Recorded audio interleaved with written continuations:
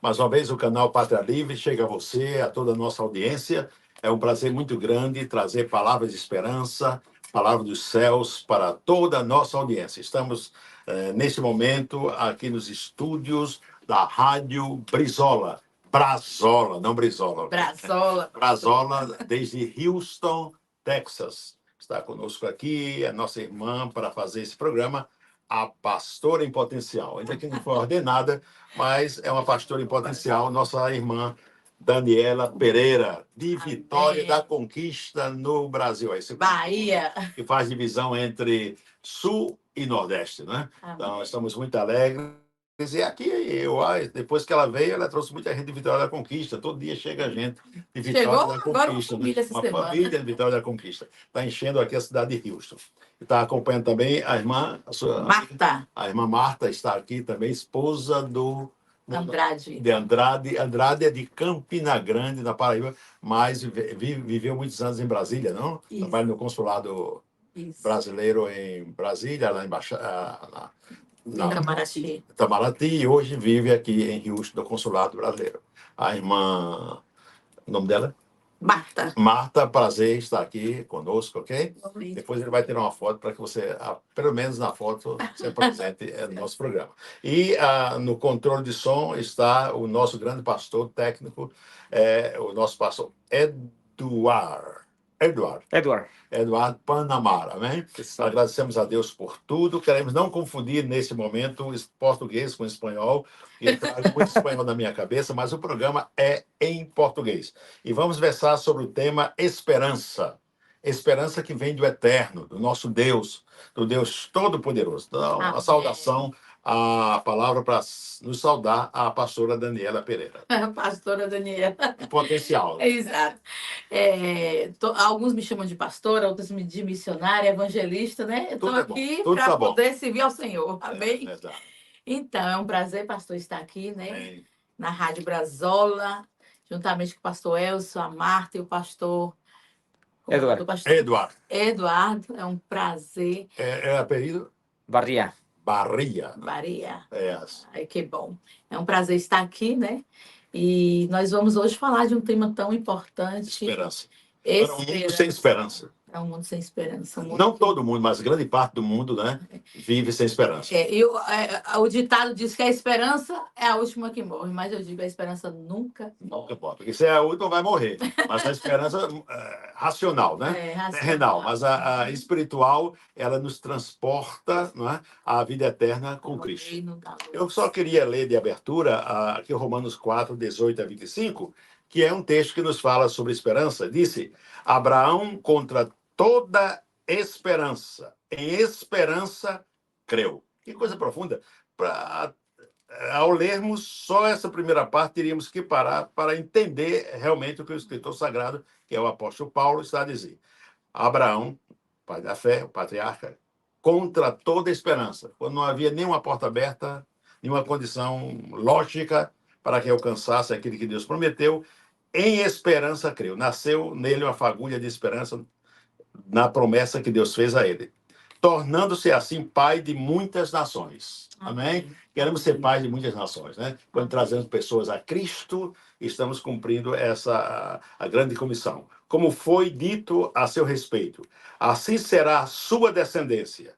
Sem se enfraquecer na fé, reconheceu que o seu corpo já estava em vitalidade, pois já contava de 100 anos, cerca de 100 anos, de idade. Eu tenho 69 e às vezes me chamam de velhinho. Abraão já está chegando aos 100, mas cheio de vitalidade, em esperança. E que também o ventre de Sara já estava sem vigor. Mesmo assim, não duvidou, nem foi incrédulo em relação à promessa de Deus. Dois verbos. Não duvidou, nem foi... não são dois verbos, mas a palavra duvidou, nem foi incrédulo, mas foi fortalecido em sua fé e deu glória a Deus, estando plenamente convencido de que ele era poderoso, de que Deus era poderoso para cumprir o que havia prometido. Em consequência, isso lhe foi creditado como justiça. As palavras lhe foi creditado. Não foram escritas apenas para ele, mas também para nós. Que alegria. A esperança que foi dada a Abraão, a bênção que foi dada a Abraão é para nós agora, nesse dia 13 de fevereiro de 2024, aqui nos Estados Unidos, em Houston, Texas. A quem Deus creditará justiça a nós, que cremos naquele que ressuscitou dos mortos, a Jesus, nosso Senhor. Ele foi entregue à morte por nossos pecados e ressuscitado para nossa justificação. Que palavra forte de fé, pastora Daniela. Essa palavra é interessante porque Abraão, ele acreditou em uma palavra que foi liberada do próprio Deus para a vida dele, né? Quando Deus falou com Abraão, você vai sair da tua terra, no meio da tua parentela, né? E vai para a terra que eu vou te mandar. Engraçado que a promessa foi feita a um pagão. Ele era pagão. Sim. Ele não conhecia como nós conhecemos hoje. Ele não tem esse conhecimento de Deus como nós temos hoje. Ele vinha do paganismo, sim, né? Ele não conhecia outros deuses, mas não o Deus dos céus. E ele acreditou, e nisso gerou no coração dele uma esperança. Aí nos faz também, Daniela, pensar, muitas vezes nós somos pastores, líderes, chega alguém na igreja e aceita Jesus com aquele fogo querendo fazer, e certo que tem que ter um tempo, uma experiência, a pessoa aprender, mas às vezes já vi casos de que pessoas se entregaram mesmo, assim, no dia que entregou Jesus, e isso não é uma regra geral, mas Deus começar a usar a pessoa poderosamente e hoje essa pessoa ser um grande líder aqui na Terra, na obra de evangelização. Quando não se dispõe, quando pensamos que Deus chamou Abraão quando era incrédulo, quando não tinha o conhecimento, por isso que ele foi facilmente sacrificar Isaac, porque naquela cultura sacrificar pessoas, crianças, era normal. Quando Deus pediu, aquilo não foi algo extraordinário para Abraão, porque na cultura pagã dele se sacrificava crianças. Mas ele tinha no lado do coração dele aquela esperança que o Senhor ia prover. Porque quanto ao Deus dele, quando pedia, tinha que matar. Tinha que matar. Não é? Sara, que ficou lá esperando, ela, certamente ele falou para Sara. Então, ela sabia que o filho não voltava mais, pela lógica. Sim. Mas Abraão cria que estava... Até quando Sara, Deus deu a Abraão, disse, Sara, sua mulher, Sara, você vai ter um filho. Sara não acreditou, ela sorriu, né? E Deus fez promessa em cima desse filho. Sim. Então Abraão tomou a promessa. Ele teve esperança naquela promessa, naquela palavra que foi liberada. E me encanta quando ele disse, vamos subir, vamos adorar e depois regressamos. Amém. Amém. Só para definir o que é esperança aqui no dicionário, né? A esperança diz que é um sentimento de algo possível, a realização daquilo que se deseja, que é uma expectativa, é uma espera e um aguardo. Isso é esperança, a esperança que as pessoas acreditam, né? Levando para a religião, levando para a palavra. A esperança está na segunda das três virtudes teológicas, né? Que está do lado da fé e do lado do amor, que está escrito lá em Coríntios 13:13. Agora permanece a fé, a esperança e o amor.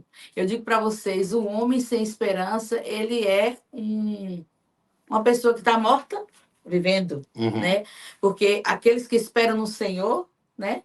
Renovarão as suas forças, os que esperam no Senhor. Então, sem esperança, não você manter aquela fé, porque tudo é ligado à fé, à esperança e o amor. Pastor? Isso é verdade. Então é isso que queremos levar você. Qual é o objetivo do nosso programa nesse momento? Falarmos sobre esperança. Porque estamos falando para um mundo sem esperança. Sim. E muitas vezes cristãos, evangélicos, as lutas são tão grandes, né? Sim. As pauladas da vida são tão grandes que a pessoa se desespera e muitas vezes até se esfria na fé. Sim. Eu sei que o alimento é a palavra, o alimento é a oração, né? Você chegar-se a Deus, ter comunhão. É importante você ouvir pessoas e experiências, testemunhos, mas não fique só na experiência, ouvindo experiência de outras pessoas de fé e no testemunho de outras pessoas. Procure ter a sua própria experiência frente a frente com o Eterno, sim, porque isso é o que vai ficar na sua alma. A experiência de outro lhe emociona, um testemunho de fé, uau! Mas você, ao sair dali, aquilo não foi a palavra de Deus, não foi a Bíblia, não foi a experiência pessoal sua com Deus. Quando você tem essa experiência pessoal com Deus, nada vai roubar essa força, essa esperança de sua vida. E essa esperança ela vai ser gerada através da fé, porque a fé vem pelo ouvir e ouvir da palavra de Deus. E se você lê a palavra, se você pratica a palavra, se você busca dessa palavra, você vai gerar no seu coração a fé, a qual vai gerar também a esperança de vida. A esperança. E não tem como você não relacionar a esperança sem fé em Deus. Porque a nossa esperança é Deus. A nossa esperança de dias melhores, de que uma pessoa doente vai ter a cura, vai restabelecer. A fé em Deus que gera a esperança. A fé. Tudo é a fé. Por exemplo, assim, 2 Coríntios 4,18 nos diz: assim fixamos os olhos não naquilo que se vê, mas no que não se vê. Pois o que se vê é transitório, mas o que se não vê é eterno. Eu digo, tinha que ser, por obra e graça do Espírito Santo, a pessoa chegar a ter confiança e entregar sua vida a Cristo.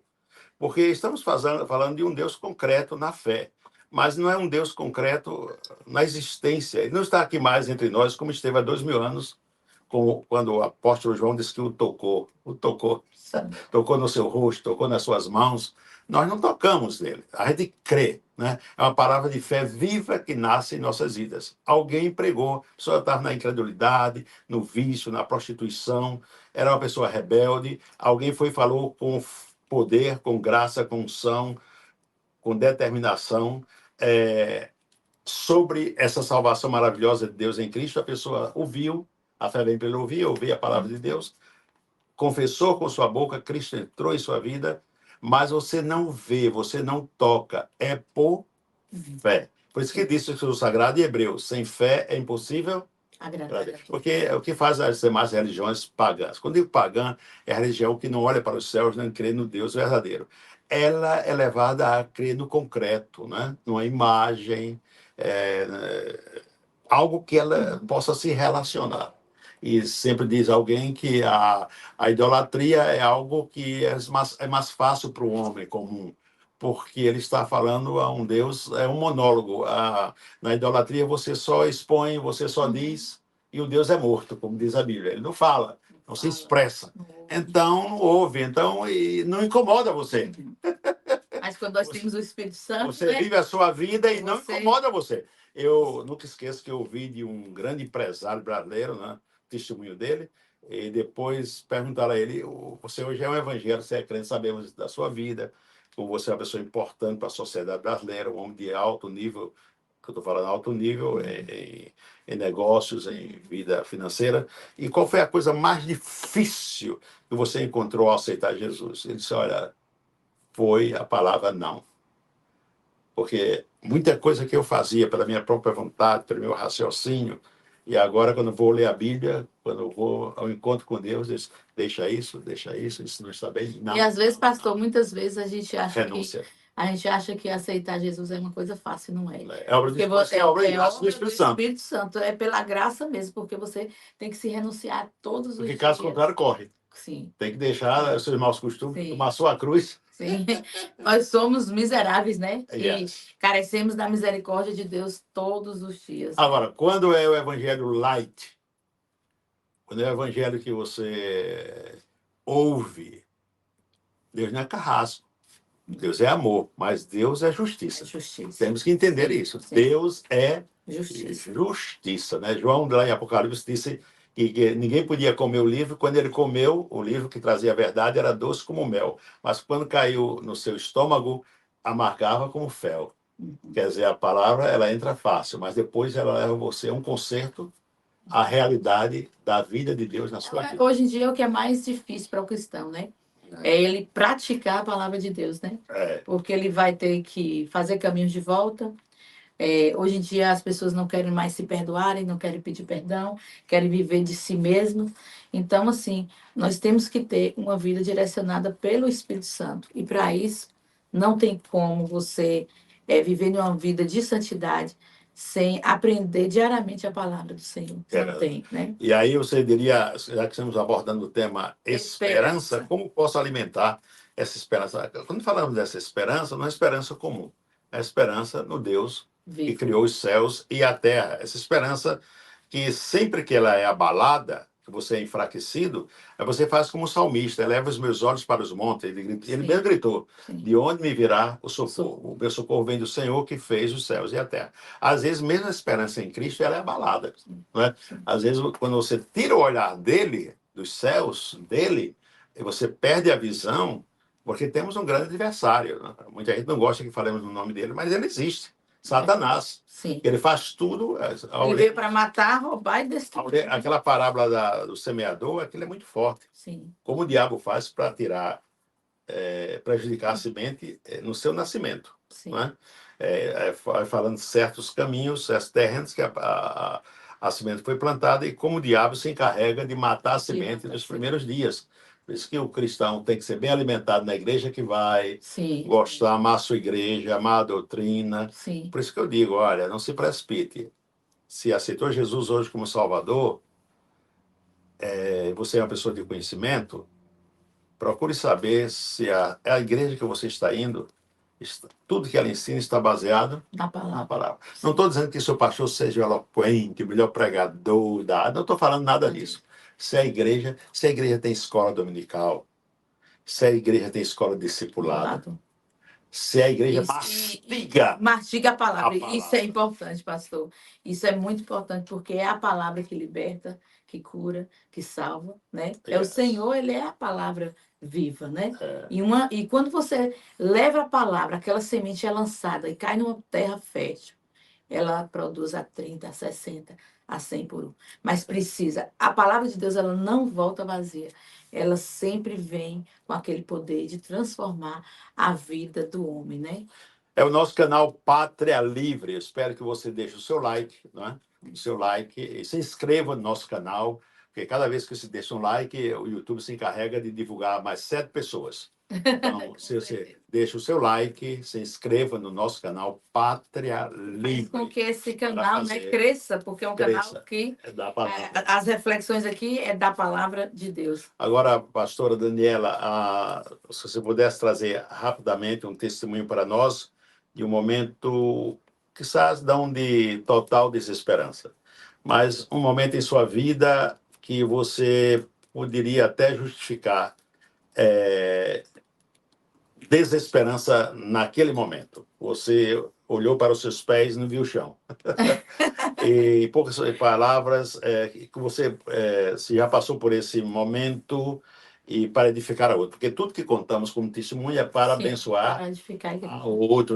Não para chorar, não para viver aquele momento. Mas, sim, vai doer. Sim. Mas queremos que outros sejam abençoados. Amém. Porque muita gente que está nos vendo agora está passando por situações diversas. Né? E quizás maior do que as nossas. Sim. Nós estamos em pleno 2024. Começando, nós estamos no segundo mês. Fevereiro de 2020. Aqui não tem carnaval, mas no Brasil o povo está se acabando no carnaval. Aqui tem só Jesus. Então, o que dizer de esperança? E o pastor me pedindo para poder falar sobre a esperança. Esse momento. Esse momento de esperança. Difícil isso. Tantas pessoas nesse momento. Eu vou dar o meu testemunho, mas nós estamos em 2024 e quantas pessoas estão sem esperança de vida? Quantas e quantas pessoas estão em um leito do hospital, estão por uma separação, está passando por uma depressão, né? Quantas pessoas estão recebendo algo que é para tirar aquela esperança? E o que acontece conosco quando chega esse momento? Eu digo para vocês, queridos, é só o Senhor. Quando chegou esse momento, como você atuou? Bom, vou dizer o meu momento foi o meu momento de luta interior, foi em 2014, né? Quando o Senhor levou meu filho para o céu, né? Foi um momento de 5 anos. 5 anos. O nome dele? Davi. Davi. Né? Meu Davi. O meu Davizinho que o Senhor levou. Davi tinha 5 anos e meu esposo passou por um acidente junto com ele e Davi foi a óbito naquele acidente. E naquela situação, a gente se vê em um buraco negro, em que é você tentar explicar o inexplicável. E como você vai segurar isso sozinha? Onde é que uma família, né, que estava ali vivendo normal e de repente acontece uma fatalidade? Como você vai se deparar com a situação que a minha família, se deparou? Eu quero dizer para você, ouvinte, para o pastor, nós que estamos aqui, que é somente o Senhor Jesus. Naquele momento de dor, naquele momento de desespero, eu simplesmente olhava para o céu e dizia: Senhor, a minha alma engrandece ao Senhor. Naquele momento, eu pude ver o amor de Deus sobre a minha casa, sobre a minha família, sobre a vida dos meus outros filhos, sobre a vida do meu esposo. O amor de Deus. Esse amor que nos constrange e esse amor que nos dá uma esperança no fundo do poço. Você encontrou pessoas bem positivas que ajudaram, teve algumas negativas. Quando eu digo que negativo, não é aquele tão negativo, mas é aquele que vem sem nenhuma palavra de esperança, fazendo você sentir-se pior ainda. Sim, Aconteceram sim. as duas coisas? Aconteceu as duas coisas. Eu posso dizer que nós fomos carregados no colo durante 6 meses, né? Um outro momento, eu vim aqui e vou contar todo o testemunho de como foi a ida de Davi. Vou preparar um podcast só para você contar o testemunho. Mas eu quero dizer, enfatizar nesse momento o que a dor, como é que uma dor pode gerar esperança. Eu posso dizer que sim, que pode gerar uma esperança. E eu sou testemunho vivo, por estou aqui dizendo que há esperança no meio da dor. Falando da experiência da pastora Daniela, a questão é a seguinte: muitas vezes, quando passa coisas trágicas em nossas vidas, lemos os relatos, né, principalmente até no meio evangélico, de perda, principalmente de filhos amados na família. Quando não há aquele alicerce em Cristo, aquele fundamento, a grande parte dos casais se separam. Sim, né? sim. Não há mais como nós vivemos, a razão da nossa vida era o nosso filho. Mas no dia que casaram, prometeu até entre a bonança e a desgraça. Pastor, te digo que esse ponto que o senhor está dizendo aí é um ponto que o meu pastor, na época, foi o que ele nos chamou para falar. Nós temos testemunhos dentro da igreja que os filhos foram para o Senhor e que os casais se separaram porque eles se sentiram desolados, né? Traumatizados, a ponto de achar que o que segurava, não sei o que pensavam, naquele momento era aquele filho. Mas a esperança em Deus é que nos fez mais unidos. Que havia um racha entre o casal e eles não detectavam. Eu já via e ninguém sabia. Exato. E aproveitou o momento forte de desgraça. Eu não gosto dessa palavra. De tragédia, né? De dor, tragédia, né? De dor. Então, tu para lá e nesses momentos é algo insensato. Você tomar decisões em momentos de desesperança, trágico, não só na perda de um filho, mas eu quero dizer a você que nos vê nesse momento, não sabemos que situação você está passando, você está passando por um momento difícil, quer tomar decisão, separar da esposa, deixar a casa, qualquer outra coisa, deixar o trabalho, deixar a cidade. Sim. Não tome decisões em momentos de desespero. Não podemos. Deixa a onda passar, né? Sim. Deixa a nuvem negra passar, descanse, procure gente, ainda que você não conheça na sua cidade. Se você procurar a dedo, não é fácil encontrar bons conselheiros. Quer dizer aqui você, não é fácil. Não é fácil. Porque estamos sós, porque você falou em 6 meses, né? Mas, na verdade, quando a gente passa por muito desespero, o próprio Deus se encarrega e a própria situação de nos deixar um tempo com pessoas ao nosso lado. Depois aquelas próprias pessoas vão saindo e vai esperando que você tome o seu próprio caminho. Sim. Porque as pessoas não querem estar a vida toda com gente chorando ao seu lado. Não. Não é verdade? Não. Então, na verdade, é difícil. Não estou dizendo para você que é fácil. É difícil. É aí que você tem que apegar-se a Deus, tem que conhecer a Deus, tem que buscar gente sábia para lhe instruir. Eu sei que foi isso que a pastora Daniela procurou nesse momento. Nesse momento de dor, Quem era seu pastor nesse momento? Meu pastor é Marcelo Andrade, lá da igreja de Getsemane, é o mesmo. Meu querido pastor Marcelo, e toda aquela comunidade nos abraçou e eu vi a esperança. Na igreja de Getsemane foi a igreja onde eu fui casado, casei lá. Foi, pastor? Pastor Arthur Freire. Exatamente. A missionária Marlene Nunes. É nossa igreja, né? Começamos ali, a nossa família. Aquela igreja, eu posso dizer que aquela igreja, Deus usou aquela igreja. É uma igreja missionária, né? É uma igreja missionária, sim. Nós temos missionários em Moçambique, que é a filha da Vivian, né? Vivian. Digo para o Senhor que naquele momento o Senhor nos nos carregou no colo através dos nossos irmãos na fé. Isso é importante. Através dos nossos irmãos na fé. Na dor que se conhece os irmãos, né? Sim. E vou dizer para vocês aqui, os irmãos na fé é de uma importância tremenda, porque você vê o amor de Deus através das vidas, dessas vidas que está conosco, né? Nos apoiando. Porque se você, que é cristão, não consegue rasgar o seu coração com a dor do outro, alguma coisa está errada, pastor. Alguma coisa está errada. Você tem que rasgar o seu coração diante da dor do seu irmão, nem que seja algo simples, que não seja morte, mais uma depressão, uma tristeza, ou algo que a pessoa está passando. Você tem que estar rasgando seu coração por aquele irmão. E quero dizer que naquele momento de dor, o Senhor, ele fez com que nós estávamos mais perto dele. Porque se a gente pensa que na dor o Senhor nos se revela, a Bíblia diz que é melhor ir na casa do luto do que onde está banquete, porque há um mistério ali. E eu experimentei desse mistério. Porque o próprio Deus estava ali, presente a todo momento aquela dor. Então você é uma pessoa que traz uma bagagem, dentre muitas, né? Que pode falar de esperança... Com propriedade. Com propriedade, porque você passou na carne, sua carne foi cortada. Minha carne não, meu coração, ele sangrou. Tanto o seu como do seu esposo. Do meu esposo. Como é o nome do valente? Onildo. Onildo. Por isso que o pessoal me chama aqui Dani de Onildo. E eu, no meu telefone eu ponho Dani de Onildo. Tem um outro Onildo que às vezes eu chamo para ele, pensando que é para você, porque tem Onildo no nome também. Não, pastor, não sou eu não. Pastor, tu acredita que eu fui achar? A gente foi conhecer, né? Outro Onildo aqui na América, porque lá na nossa região a gente só tem meu Onildo.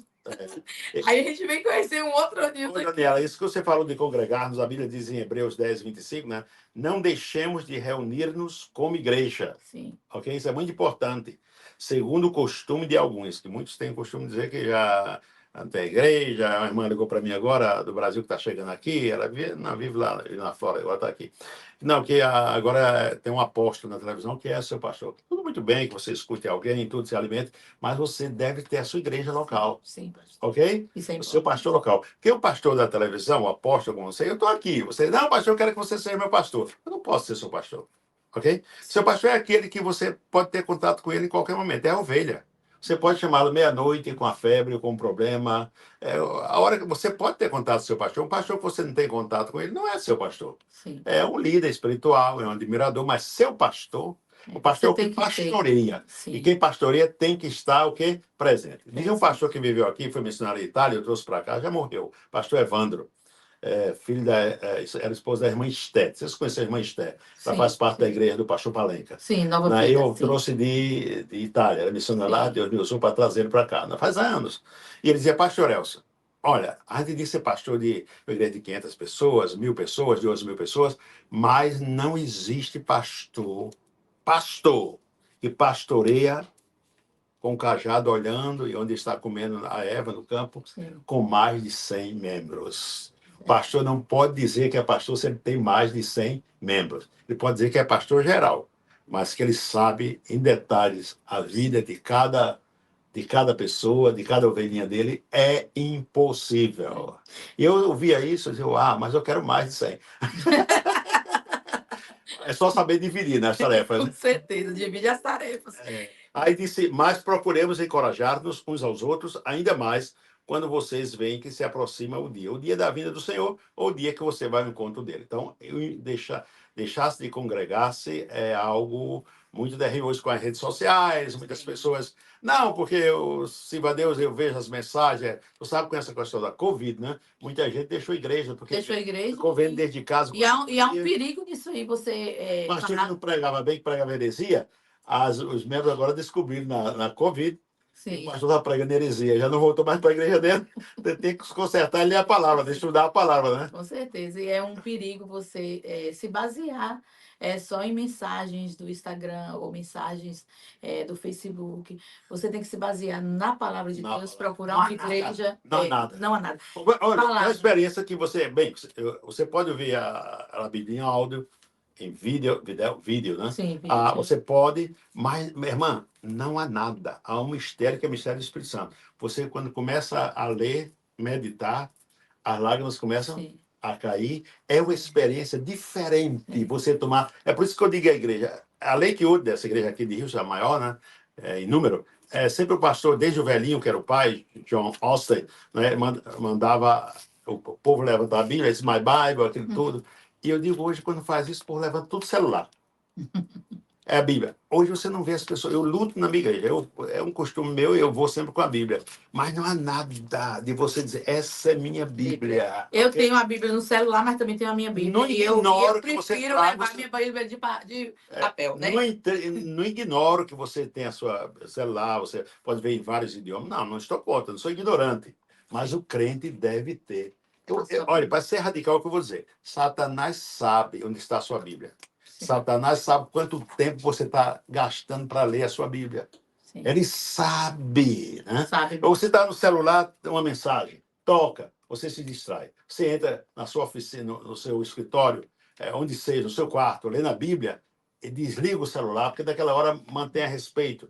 Desligue. Nunca esqueça que eu era seminarista, e uma vez eu já em Recife, lá em Boa Viagem, eu pastoreava uma congregação, mas estudava no seminário em outra parte.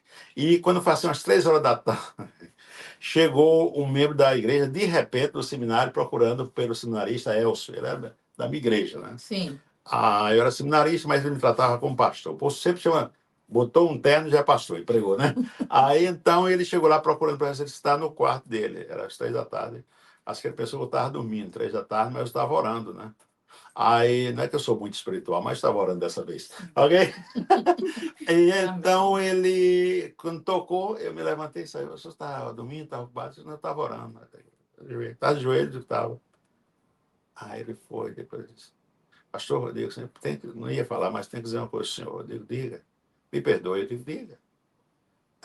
Eu sou mais importante do que Deus para o senhor. Eu toquei na porta, o senhor estava orando, falando com o Criador, parou sua oração para mim me atender. Isso foi uma lição tão grande. Ainda bem que eu era seminarista, estava aprendendo. Está aprendendo, né, pastor? Ele disse, pastor, eu não quero lhe reclamar nem nada, mas não faça isso mais, não. Ele é mais importante do que eu. Amém. Entendeu? Isso foi uma lição para mim muito forte. Né? Então, não vamos fugir do tema, que é a esperança. Esperança. Em Romanos diz assim, ora, o Deus de esperança vos encha de todo gozo e paz em crença para que abundeis em esperança pela virtude do Espírito Santo. Você que recebe hoje um diagnóstico de uma doença terrível, né? A doença do século. Como receber essa notícia e não desesperar? Nós humanos, né? Essa carne ainda humana. E não desesperar. E não ter uma esperança de dias melhores. Yes. Eu vou dizer para você que você tem que estar firme em quem você crê. Eu passei por isso. Que é o Espírito Santo de Deus. Senão você cai. O diagnóstico de próstata faz 5 anos. Mas todavia estava trabalhado, né? Mas eu sei o que eu passei. Noite sem dormir. Depois o médico veio a mim e disse, não se preocupa não, você não vai morrer agora não. Isso é tratável. Né? Graças a Deus que já faz 5 anos, todos os anos que volto, está morto lá, né? Adormecido. Mas eu sei, estou falando depois, experiência própria. Você fica, minha esposa deitada ali, né? Não é fácil. Olha para você ver, aconteceu ontem, né? Domingo, anteontem, aqui nos Estados Unidos, na igreja, né? Uma mulher desesperada, sem desestabilizada. Hispana, salvadorenha. Pois é, sem o Senhor. Né? Totalmente sem esperança, sem perspectiva de vida. E quase acontecia uma grande tragédia dentro daquela igreja. Eu não entendi bem, mas o menino que ela entrou com ele na mão era filho dela. Era o filho dela. Está no hospital ainda? Eu soube que está no hospital. Então ela não foi o policial que atirou na criança, atirou só na mulher, né? Mas parece que a criança foi atingida com o tiro dela. Sim. Tão falta de esperança que ela foi para a desgraça total. Então, o que acontece? O que fazer para chegar em um ponto desse? A pessoa está totalmente longe de Deus, né? Não tem fé. E o que leva à esperança é a fé, é a perseverança dali com a vida em Deus, porque você passar por um trauma como eu passei. O que vai me sustentar ali é a nossa fé, é o nosso Deus. O que vai trazer que um dia você vai poder sorrir, você ter esperança de um dia você sorrir, não adianta é o Senhor Jesus. É você estar baseada naquilo que você acredita que é a palavra de Deus, é a única que pode, é a única que envolve, é a única que liberta, que salva, que transforma e que pode fazer o homem triunfar em meio a dores. Triunfar em meio a dores. Então, o que eu posso dizer para você agora em 2024, ainda que seu diagnóstico seja um diagnóstico de câncer, ainda que você venha perder seu filho, ainda que você venha perder o seu marido ou a sua esposa, não sei qual a situação, momento de desespero, de depressão, fixa no Senhor Jesus. Olhe para o autor, né? O nosso autor da fé, que é Ele. Lê a palavra. Você começa a ler o Velho Testamento, vai apontar lá para Jesus Cristo. Não tem coisa melhor. E aí vai nascer naquela fé, vai nascer naquela esperança, né? E aí você vai mudando, você vai sendo transformado. Ainda que seu coração ainda sangra, ainda que você tenha cicatrizes de um passado, ainda que aconteça o que acontecer. Você sabe que tem um Deus ali na frente que trabalha e a palavra diz que ele não dorme, que ele nem sequer cochila. Que enquanto a gente dorme, ele trabalha a nosso favor. Ele trabalha por nós. Então, o que eu quero desejar a todos nós, 2024, é um ano de esperança em Deus, que você possa crescer nele, sentir a presença dele, procurá-lo, enquanto se pode achar, né? A gente viu toda essa problemática, tudo aí do carnaval que o pessoal comentou no Brasil, né? A Ivete Sangalo, a Baby, né? Sim. E muita gente falando as pedras clamarão, né? Tudo. Tá tendo uma expectativa para esse grande encontro, né, pastor? Ok. O que eu estava falando aqui, está muito batido da Ivete, que foi, eu disse, o Carnaval de Salvador foi mais falado que o Carnaval do Rio de Janeiro, que é mais forte, por esse fato da Baby ter se levantado e falado sobre o arrebatamento e tal, naquele modo dela de falar que parece um modo louquinho, mas não é louco, ela é muito sábia. Então, a questão é que o que eu quero frisei disso tudo. Já se falou muito disso tudo. Eu digo, olha, isso traz uma lição para mim. Ela deu um grito sobre a volta de Cristo, sobre o arrebatamento, e isso vai direto à igreja, aos pastores dos púlpitos, que estamos enfocados em muita coisa, e às vezes até mensagens desnecessárias. Não estou dizendo que toda mensagem não seja necessária, mas pouco falamos sobre a volta de Jesus. Parece que é uma coisa, história de carochinha.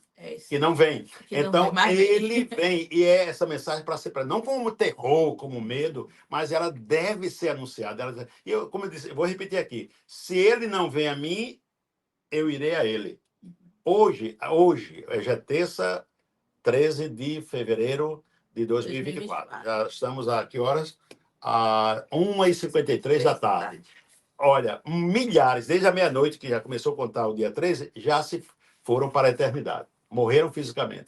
Sim. Cristo não veio a eles, mas eles foram a Cristo. Sim. É uma forma de arrebatamento. Agora, uns para a vida eterna e outros para a perdição eterna. Então, essa questão do carnaval, o que é que tem aí de raiz? O que é que eu posso tirar disso para mim, dessa loucura da Baby Consuelo, da Ivete Sangalo, que Deus a ama e Deus quer alcançá-la? Então, é que nós, os pastores, devemos mais a sério a mensagem da volta do Messias. A qualquer momento o mundo pode. Você lembra da Covid, que mudou o mundo completamente? A volta de Cristo será pior todavia. Então, vamos anunciar esse advenimento. E eu quero que você leve essa palavra com você, que está em Jeremias 29:11, que é uma palavra. Você tomou de mim, mas valeu. Ela estava aqui, ó. Mas você vai tomar. Sim, é uma palavra de esperança para mim, para você. É uma palavra, né? Que está lá no Novo Testamento, mas serve até hoje para nós, né? Que diz assim: sou eu que conheço os planos que tenho para vocês, planos de vida e não de morte, e um futuro cheio de esperança. Aleluia. Sou eu, o Senhor, que está falando. Então vocês vão me chamar e orar a mim, e eu o responderei, né? Vocês me procurarão e me acharão quando me procurarem de todo o coração. Quer esperança em Cristo? Quer dias melhores em Cristo? nós temos que procurar o Senhor de todo o nosso coração. Porque não vem esperança se a gente não bater na porta, né, pastor? É verdade. Deixa eu só ler aqui na tradução da NVI, Nova Versão Internacional. Só vou ler um versículo. Porque sou eu que conheço os planos que tenho para vocês, diz o Senhor. Planos de fazê-los prosperar e não de lhes causar dano. Planos de dar-lhes esperança e um futuro. Amém. Amém. Esperança. Irmã Daniela, quase dando uma volta de 180 graus, fale-me um pouco da sua cidade, Vitória da Conquista, que eu sei que tem mais de 300 mil habitantes. Tem muita saudade no seu coração de estar aqui. Quantos anos você está nos Estados Unidos? Já voltou ao Brasil uma vez, eu sei, mas como é a sua cidade, como você se sente aqui nos Estados Unidos? Já se sente americana? Sou brasileira. Brasileira. Bom, o Vitória da Conquista, para mim, está no meu coração, né? A minha cidade natal, é a joia do sertão baiano, né? Essa princesa. É a princesa do sertão baiano, então Conquista cresceu muito, mas ainda tem aquela prática do interior, né? Nossos biscoitos, nossa comida, né? Conquista é aquele povo caloroso, né? O pessoal do biscoito. Do biscoito. Minha esposa diz, eu vou para a Conquista, eu quero comer biscoito. Minha filha, tu vai só para isso? Para comer biscoito? Eu não gosto muito de biscoito, não. Então eu digo, ela disse, para comer biscoito, e aqui tem muito biscoito. Por que tu vais? Não, porque é a tradição da minha mãe, da minha avó. Sim, é uma tradição, Vitória da Conquista, é a terra do biscoito, do requeijão, né? Então, assim, é uma cidade... Outra parte bonita, nova da cidade, que eu quase que não conhecia, passei uma semana lá, e só a parte antiga, mas depois conheci uma parte nova que construíram. Conquista está crescendo muito, pastor. Eu fui em Conquista agora no último julho, então a gente, já falando no último julho, porque a gente vai levar para o inglês lá, né? Então, o que quer dizer? Conquista para mim é a cidade que eu nasci, é onde estão os meus pais, os meus familiares. Eu estou nos Estados Unidos há 6 anos, né? Tem sido uma experiência... Você tem muitos familiares lá ainda? Tenho, maravilhosa. Tenho irmãos? Tenho irmãos que moram em São Paulo, em Londres, né? E irmãos que... Meu irmão mora aqui. Então, Conquista, para mim, é a minha casa. Mas também posso dizer para vocês com propriedade que aqui nos Estados Unidos, Texas também, hoje é a minha casa, é um lugar que está no meu coração, diz que é a terra da minha cura, né? Porque logo que aconteceu toda a tragédia, o Senhor falou assim, eu vou tirar vocês daí, do meio do teu povo, do meio da tua parentela, e vou te levar para uma terra que eu vou estar curando o coração de vocês, né? Amém. E eu quero dizer que a nossa experiência aqui tem sido bênção e projeto mesmo do Senhor, projeto de esperança. Né? Vamos terminar, já o tempo está longo, o controlista, o técnico, o engenheiro de som já está apontando ali que já passamos do tempo, vamos pagar muito mais pelo tempo. Queremos orar, mas a esperança vai continuar, ok? Esperança em Cristo. Dê seus saúdos finais. Quero agradecer a todos, né, que estão nos ouvindo, agradecer ao pastor Eduardo, a Marta, nossa amiga que está aqui nos acompanhando, e dizer que nós vamos fazer outros temas, né, para trazer outros temas aqui, e eu creio que o Senhor está nesse podcast para poder a gente crescer juntos em Cristo. Mais uma vez eu peço ao nosso audiência, agradeço por isso, não sei se você vai acompanhar todo, mas lute por isso. Eu também tento levar o nosso programa, esse vídeo, a outras pessoas, dando o seu like, inscrevendo-se no canal, deixando o seu comentário. Se falamos baboseira, escreva também, não há problema.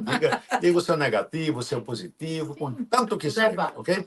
E agradecemos e toda a honra para Deus. Oremos. Amém. Pai, te agradecemos por esse tempo, te agradecemos pela tua presença, te agradecemos pelo teu grande amor, por essa esperança tua que pusestes em nossos corações através de Cristo Jesus e alimentada pelo Espírito Santo. Senhor, toma toda a nossa audiência, aquele que passa por situação diversa, e nesse momento diz, eles estão falando de esperança, mas eu não tenho esperança, não sei como conseguir.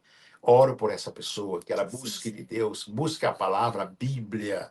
Ó Deus, ajoelhe-se, ainda sem te conhecer, e clame como o cego de Jericó. Jesus, filho de Davi, tenha de mim misericórdia. Dá-nos de tua graça e nos despedimos em tua paz, em nome de Jesus. Amém. Amém e amém.